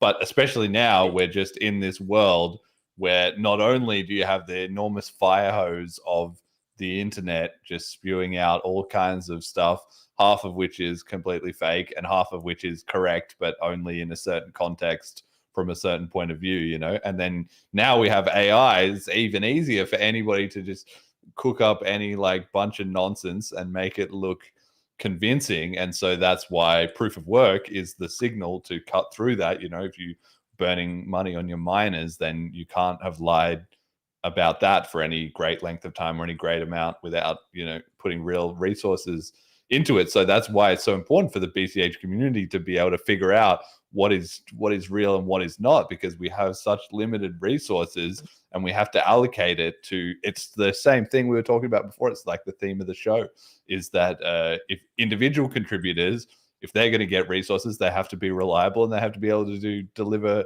results. And in the same way, these kind of organizations, because as BCH grows, they're going to come to talk more to us as well. That's the other thing that's going to happen. And you can definitely let me know when you see more of that happening, because I'm sure you will. Once you're out there talking about BCH, at the moment, it's still more like outreach, you know, but it's going to flip around and people are going to be in reach. They're going to be saying, coming to us and saying, hey, I want to get involved. I want to get involved. And that's great when it happens, because that's enthusiasm, that's interest. But you've got to be very careful, because there could be two kinds of people. You know, one kind of person is coming, they're genuinely interested, they want to be a part of it. And the other person is just like a trend, you know, hopper. They see that the trend is coming, they want to be on board with that. They come in, they try and suck up as much, you know, clout, money, whatever as they can. And then when the worm turns, boom, they're out of there, right? So we've got to learn to be very decisive and very accurate about who we respond to in what way, you know? Understood. Yeah, and I think that's another important reason why I feel like, you know, me getting this Bitcoin Cash Sprinter van is going to be very vital to not only my success, but the success of Bitcoin Cash, because I'll be able to go nationwide to these different places and you know, get all the information and bring it back, you know, and see what's real, see what's not, and do what's necessary to make the actual impact, you know, in these places, instead of just, you know, being on the sidelines or being on the internet. You know, I'll be there in person, you know, with the Bitcoin Cash tattoo Sprinter van, you know, loud and green, you know what I'm saying? Like doing tattoos with some degenerates and, you know, making a fuss and commotion, as well as educating and entertaining as well, you know, to the point to where by the time that I leave, you know, we're going to have different Bitcoin Cash hubs in every city, every state, everywhere I go, I want to leave a Bitcoin Cash hub everywhere I go. You know what I'm saying? So that way, by the time I reach from one part of America to the other part of America, it's a whole trail of Bitcoin Cash hubs. You know what I'm saying? Like that's the type of time I'm on, and we continue to do that. You know, they're gonna be everywhere. Like, and I truly believe I have what it takes, man. Like to getting Tetra 9 Smoke Lounge to accept Bitcoin Cash, you know, and to onboard him as a true, you know, accept Bitcoin Cash, and not only to accept it, almost you know, ambassador program, you know, where, you know, that promote and having themed dates where, you know everybody, they're only paying in Bitcoin Cash. You know what I mean? Stuff like that. Like once we set a proof of concept at that location, and to show, okay, this is how it's done, then we'll be able to go to different locations and say, all right, this is what we're doing, and this is why you need to do it, and this is how it's going to benefit you, and if you don't, you're going to feel stupid. Like that's the vibe. Yeah, well, because this is why, you know, I'm thinking about now as well, like the BCH Argentina guys, they're coming out with their new version of their map, which they were running in Argentina. So this is another solution to that same problem of where do I spend it? People want to know, where do I spend it? So they have their map for their locations in Argentina. That's been working quite well. Now, what's really good is that they've been running that now enough successfully that they're starting to export it to the rest of the world. So we haven't got around to it yet, but we will embed that map into the Selene, so that then when people say, where can I spend it? You just say, look, here's the map, here's the places that accept it, and so forth, right? Now, the problem that people have always had with the maps was that they create a map and then the information does not stay up to date, because there's so many merchants, they're all spread about all over the place. This guy is forgetting, you know, the coin, you know, how to use it. This person, they've onboarded some new staff. They didn't know one problem or another.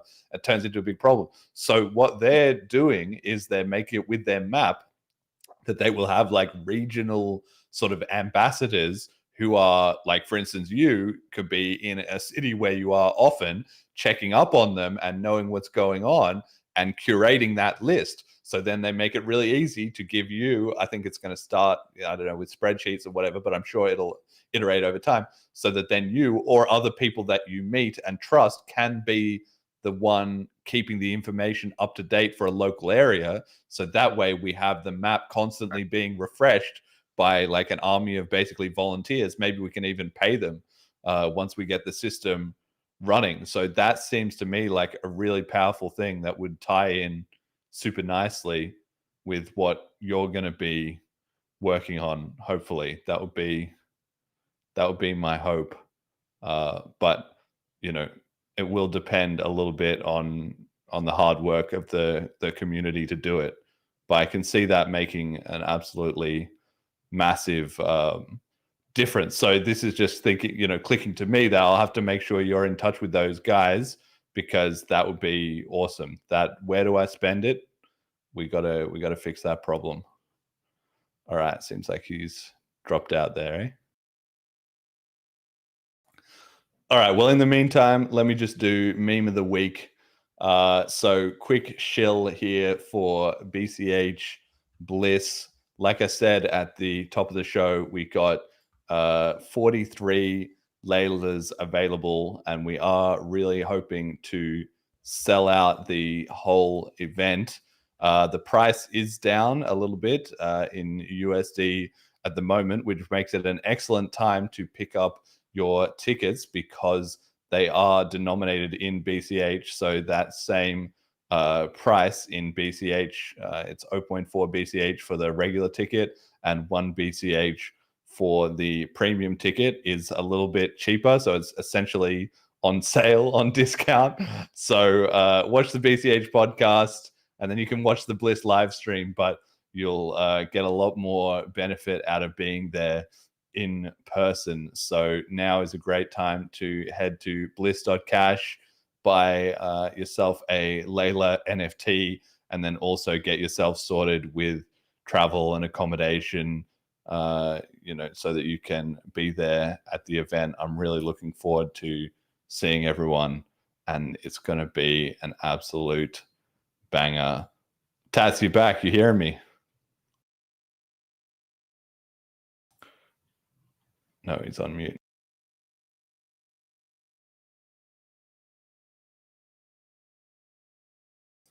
You're muted, man. I don't think we can hear you.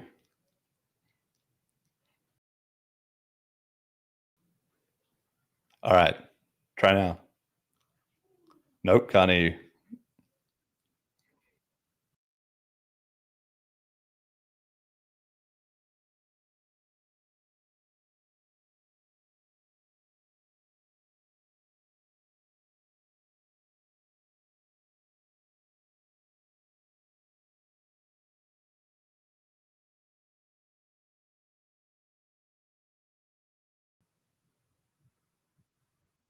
No, nothing. Maybe need to rejoin and set it up again.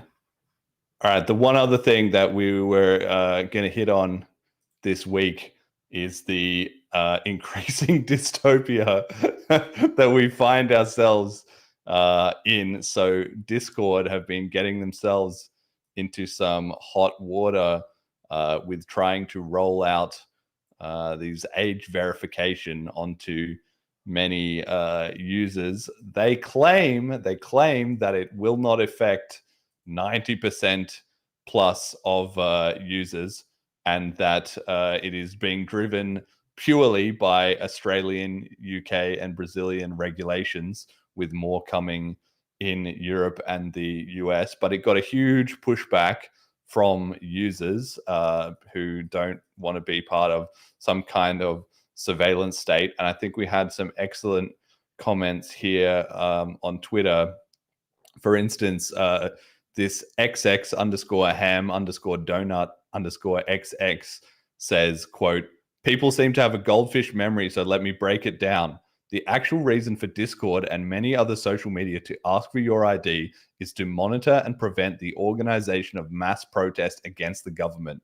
Just last year, the people of Nepal and Morocco were able to organize uprisings against their government through channels like Discord. Being able to censor and or have the ID of people organizing protests would help the government stomp down on future uprising, which leads me to believe once the AI bubble bursts, Western governments are expecting some giant mass revolt, and in an effort to get ahead of the protest, they want to be able to stop people from organizing by controlling the channels that they gather in," end quote. So this is really, it's like that cartoon of how do you want this wrapped? It's either protect the children or terrorism. Those are the two avenues that are used to justify increased control. This one is more of a protect the children type of vibe. But not only do we have Discord and soon to be, others putting on those restrictions, but we still have the incoming CBDCs with the ECB talking about doing a digital euro pilot in 2027 and a full rollout by 2029. And also today there has been controversy and discussion around Facebook or Meta glasses recording people, with those sunglasses that have a camera on them, and therefore recording people in their homes and bedrooms and at all times. So we are increasingly, in a world struggling with the capacity for privacy and free and open discussion. Can you hear me now, Tats? How you doing, man? Nope, still can't hear you.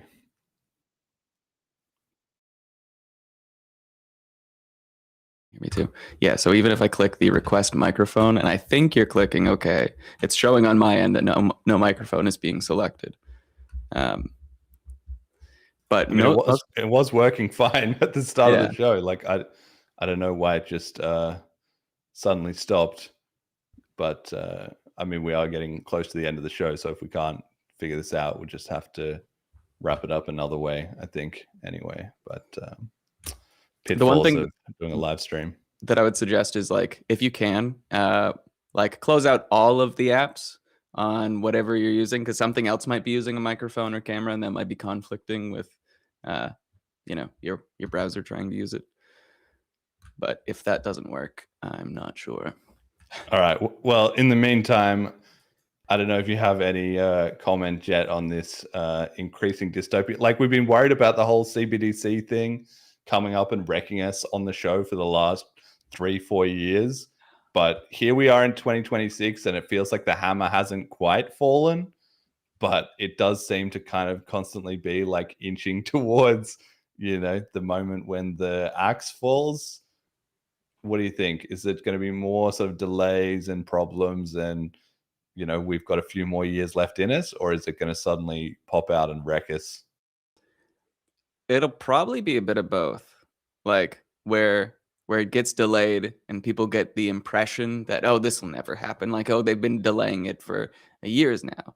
And then, like, overnight, it's like, yeah, all of a sudden, every social media network that anyone uses is like, yeah, we're doing this. And that's kind of already the case, right? Like, I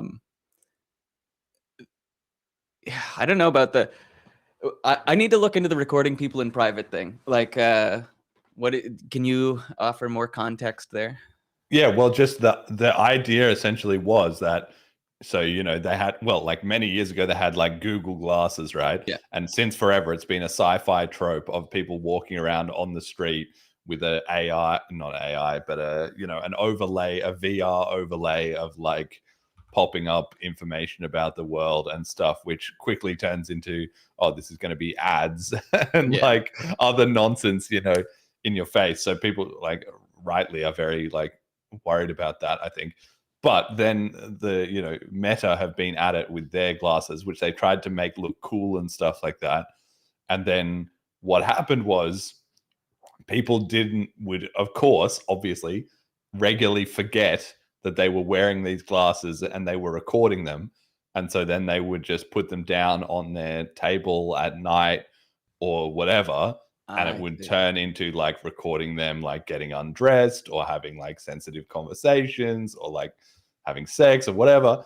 And then, it goes a step worse, because not only then were they being recorded, but the AI Meta people or whatever are feeding this into their AI training data so that they can tag objects or whatever they're using it for.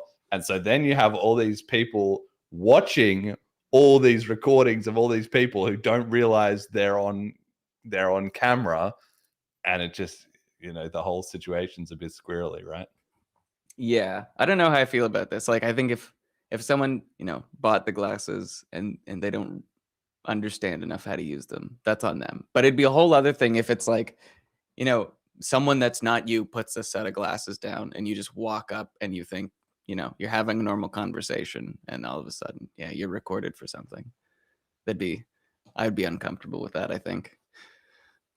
Yeah, well, yeah, there we go. We can hear you now. So we're already in this world where, like, you can't really walk around in public without feeling like some idiot might be recording you on his camera, or if not, passing shops and whatever are already, filming us all the time. And it hasn't quite got to the level of that like overlay where at any given instant, sort of, if you are a celebrity, right, you have to be walking around knowing that people might recognize you or, might come up to you and talk to you or something like that.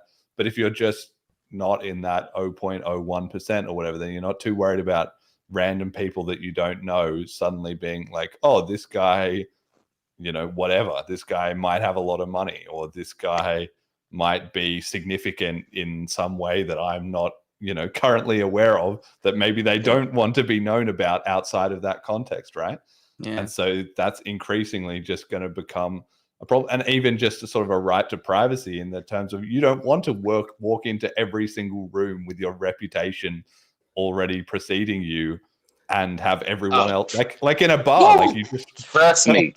Like I've been that guy. Like I'm like a local celebrity in my city. So like when your reputation precedes yourself, when you walk into a room, especially if you have any type of negative reputation, it's like it's gonna be multiplied, amplified, and then it's gonna be like the big elephant in the room. You walk in, it's like maybe I should take a step back. Like, you know what I mean? Like for sure, I get it. Yeah, I mean, it just feels like horrible. You want to like, obviously you can't escape your reputation in some way, but your reputation is manufactured by other people, obviously, as a result, indirectly of what you choose to do. But there's all kinds of reasons that in some cases you want some people knowing some things about you, and in other cases you don't, right? I'm pretty sure everybody in the world can understand. Nobody wants to live in some hyper panopticon like high school reality. Like that's just the worst thing imaginable, basically. But we are heading towards that world. Do you I was see gonna that say, happening? yes. I already feel like, especially with social media being like, it's like this one big high school cafeteria. Like, and it's everybody. You got the cool crowd over here, you got the nerd crowd over here, got the crypto crowd. You know what I mean? You got all the different crowds, and like, and it's nobody's really communicating on a human level anymore. Like, and it's I see exactly what you're saying, bub. Yeah, it creates a little bit of a judgmental atmosphere where you can't just start with a blank slate and have somebody else start with a blank slate in interacting with you either, like people coming in with already all these preconceptions. I feel like that's bad news for humanity, Is it, do you think it's like, Jeremy, is it the accessibility that bothers you? Because I'm thinking like, so Canada, I think nationwide is a one-party consent recording country. So if I'm saying, like, if I'm going into a conversation, I can record whatever the hell that I want. Like, there's no expectation of privacy for the other person, unless it's their property. And even then, I think it's like you can, but like maybe you aren't able to publish that. Something like that. And I mean, there, like, people have been secretly recording people for hundreds of years, I assume, now, right? So do you think is it specifically the glasses and the level of like, anyone can do this now, and it's just going to some cloud somewhere? Is that the thing that bothers you, or is it kind of like, do you think we need to change the laws at this point because technology's gone too far? Well, I don't think, I mean, maybe change the laws. I just don't think the law is not really an effective way of dealing with this stuff anyway, because like you say, people will just do whatever they do. Like the law can only catch the very tiny minority of egregious cases, even in the best scenario. So I don't feel like that's a very pragmatic solution, although maybe it would help. It's not my preferred way of doing it. But I just think, and some, people are different about this, right? Like some people just apparently have a very low filter for shame and guilt or sense of social morals or anything like that. And they they're just walking around like they don't care who knows their business about anything. They just blabbermouth to every single person they ever meet. And that's just how they operate, in their lives. And at the same time, some people are real, like insular, like closed off, like highly private and everything like that. And, everyone somewhere on that spectrum, right? But just as somebody who, like, for instance, I was very, like, in doing this show, for instance, has been a huge change for me in terms of how much I'm trying to be in the public arena, basically, because by default, I'm more on that side of, like, I don't want people to know, like, what I'm doing, and I don't want to know what they're doing. Like, I don't feel some psychopathic need to control other people or try and dictate what they're doing, as long as they're not, hurting other people or, something egregious like that. Like, let people do what they want to do, because you can't have a free and open society if people are not free to do, like, observing a process changes it. Everybody knows that the whole point of a panopticon, right, by Jeremy Bentham, I think it was, right, is like, it doesn't matter if nobody is watching the prisoners. If they feel like they're being watched, they will be unable to escape because they'll be too afraid to do anything different. And that's just the meaning of tyranny to me. So the fact that, we could, like, it's just, I mean, you already have it. Like, if you go to like London or especially like Beijing or something like that, and you're walking through the subway, and then they just have those cameras everywhere, and they're just tagging every single person that is in the subway. Like, the potential of abuse for that is just insane. So, fun fact for all of our listeners, like black metal corpse paint still bypasses quite a lot of facial recognition software. So, like, maybe just time everyone goes goth and just starts painting their faces. But even blackface. that's not even good enough, though, because they already have like the way you walk and stuff like that. Oh, like, yeah, I didn't even think you can. It's literally just your gait. Like, they can already identify, the shape of your body, your height, and how you walk, and they can already sort of fingerprint you based on that. And then boom, that's it. You're cooked. Like, You're cooked. Yeah. That's it. You are, And it's like, I'm sitting here with these meta glasses on, and y'all talking about that, and it's like, I get that, because like they got these little I guess they call it privacy little things where you can put like over the light or whatever, and I'm just like that's kind of creepy. Like, you know what I mean? Like, I would want somebody to know that I'm recording them. You know what I mean? I don't want to be on no like. You know what I'm saying? Like, that's some invasion of privacy, without even letting them know, and that's not cool. Like, it gave me weird vibes to think that somebody might be doing that to me. So I definitely didn't want to do it to anybody else. Yeah, so I don't know what the solution is going to be. I mean, I have for a long time, I'm not rich enough to yet, basically. But at one point, if I had a lot of money, one of the things I would love to do would be to set up like a bar or a social event space or something, and get it all rigged up so that you would have like no phones. Like, that people came in, they checked their phone in at the concierge or whatever with some, system, or, to avoid abuse or whatever, and just people lock up their phone, and then you could just have like a room with 100 people with nobody like had a phone. That used to be the default everywhere all the time. And now it's unbelievably rare to have that kind of situation. And I feel like there's a lot of value. I know it's a thing with comedy clubs nowadays, because they don't, like, comedians don't want to have people just bitching about their set if they're just trying something new. But yeah, that's the only place I'm aware of, like, where it's like, lock up your phones at the door. I mean, it can happen. Yeah. Yeah, at these adult lifestyle events, they be taking the phones that I be going to. Because mind you, I've been doing tattoos at these lifestyle events. You know what I mean? And to mention that the creator of the lifestyle events is looking forward to having like a BCH themed lifestyle event, to where all the vendors in there are accepting Bitcoin Cash, and even the dancers, the talent, they're accepting Bitcoin Cash as well. And it's like yeah. We're working on some real major things. It's gonna be like real world things that people can be able to see and come to an experience, rather than just being able to think about it on their phone or over the internet. For sure. Yeah, exactly. And even but there's all kinds of, there's some niches like that. Like the same with like some sort of camping and outdoors stuff. Sometimes people are able to enforce that, or also like with bachata or salsa dancing. That's a rare case, because that's the kind of thing that I have seen where you can have hundreds of people in a room, and without taking away everyone's phone, interestingly, you can have a scenario where people just voluntarily, it's just the culture, like people, okay, if they need to look at their phone, they'll look at their phone. But it's rare, because everybody there is kind of in that spirit of like, let's just be in the moment. And it's kind of a broken windows thing. If nobody's doing it, then nobody else does it.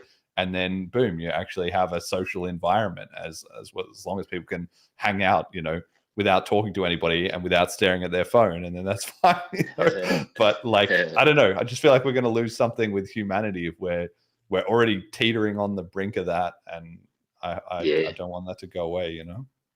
Yeah, for sure. And that's another thing that I feel like is gonna be helpful with the crypto pets, having that physical device, because it's gonna get you outside of the house, because you can scan all those QR codes. You can scan. There's only so many QR codes and barcodes in your house. Then you gotta go outside and start getting more interactions with other people and do more things. It's gonna force the interaction of social behaviors and stuff. Yeah, exactly. All right, we're running out of time. So Tats, you know, we always have this segment, message to the community. What do you think the BCH community needs to hear? Well,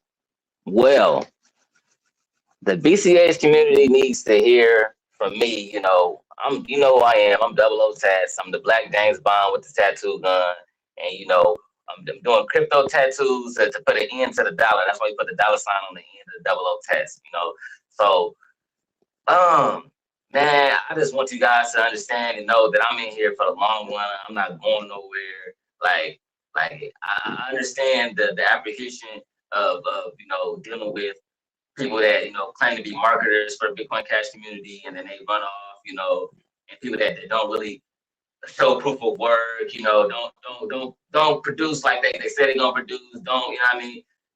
They're not me. I'm not them, you know, and I know I'm coming harder than probably anybody has ever came, you know, from my demographic, from my culture, you know, and I'm reaching the culture that we need to reach. You know what I mean? I'm doing it in a major impactful way.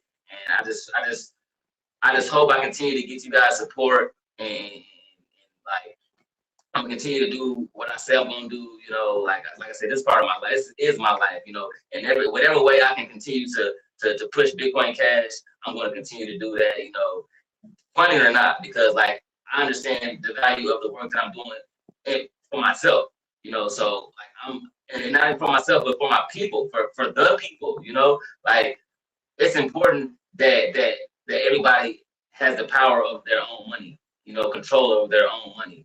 And my people, the people, don't understand the importance of that. They don't understand the value of that. And I truly believe I have what it takes. I'm doing with the work that's necessary, needs to be done to make this happen.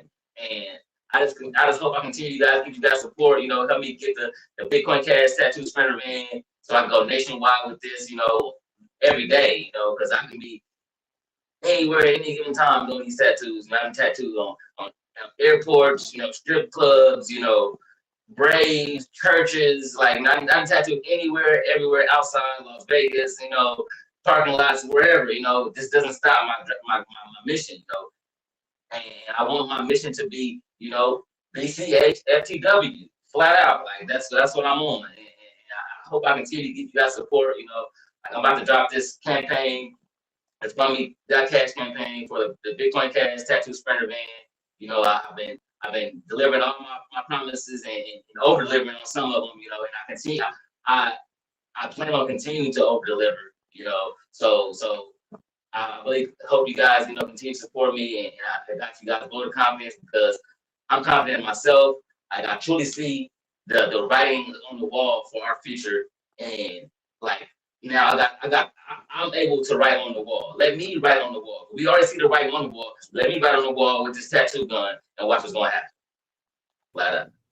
Amazing. Okay, well, on that same note, in that same spirit, the podcast is also running another Fund Me. We've completed another batch of 10 episodes, so we're looking for funding for episodes 176 to 185. We've now completed over 100 episodes, all funded by the community. So that's been amazing, and I love doing this show, and I love everything that we put out for you guys. But it isn't free, right? Nothing good was ever and free. I really love, not to cut you off, but I really love the fact that the community has been so, you know, consistently behind you and your mission, because you are consistent in itself. You know, you are the epitome of consistency, and I love the fact that you continue to do this, and you inspire me to be more consistent and make sure that, you know, I'm not introducing you guys to an energy that I can't sustain.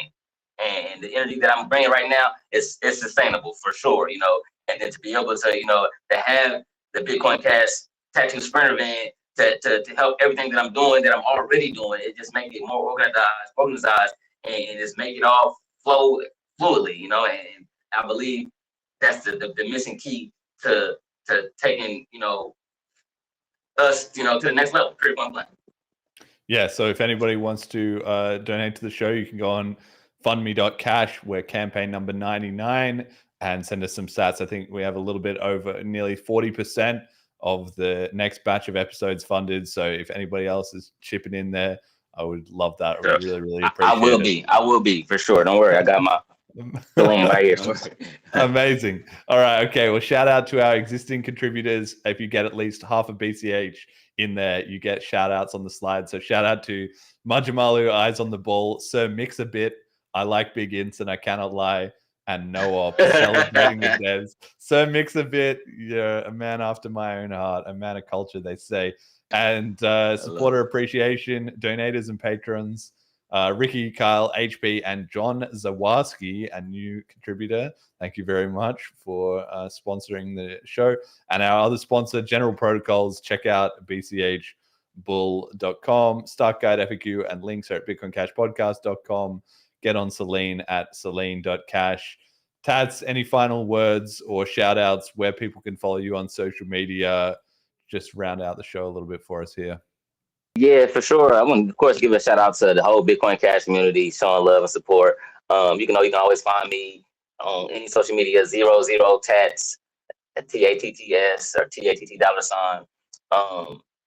$. I'm just so motivated, so focused on this mission BCH FTW, and it was something I was gonna say. It's gone now. It's gone now. Jet, any final shout outs from you? Just to Alex, happy birthday. Oh yeah, I know what I'm gonna say.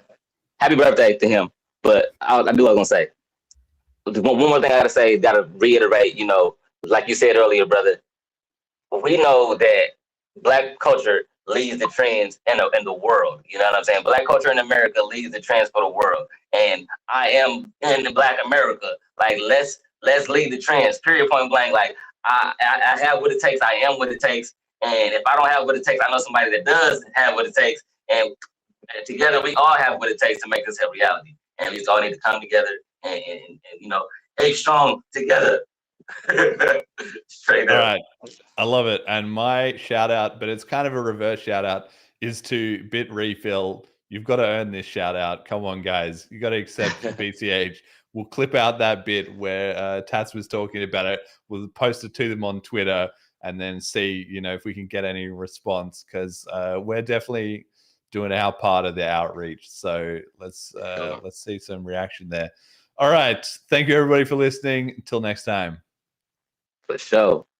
Kryptonana, exit liquidity, Hodonana, dump it all. Kryptonana, exit liquidity, Hodonana, dump it all. Kryptonana, exit liquidity, dump it all. Hodonana, dump it all.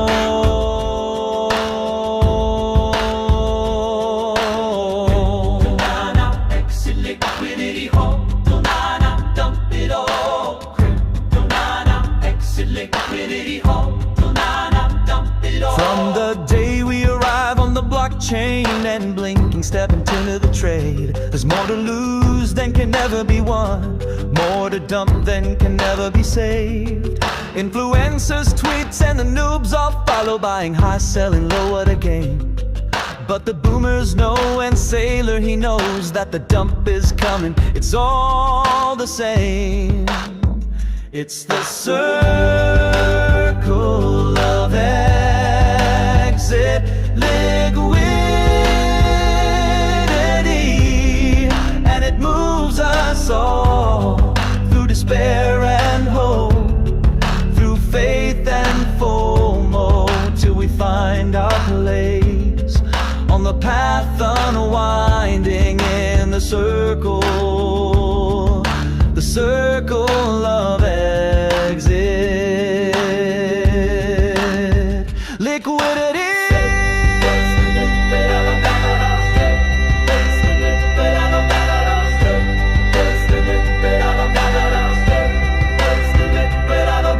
Some of us fall by the wayside, and some of us soar to the stars. But the influencers always win with the Lambos and their cars. So beware of the pump and the inevitable dump, for the cycle continues and the news get wrecked. Nana, exit liquidity, hot, nana, dump it all. Crypto nana, exit liquidity, hot, nana, dump it all. Crypto nana, exit liquidity, dump it all. Hardo nana, dump it all.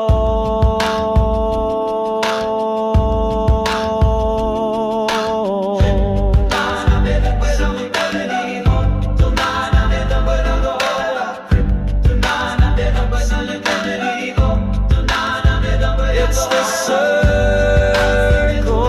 of exit liquidity, and it moves us all through despair and hope, through faith and FOMO, till we find our place on the path unwinding in the circle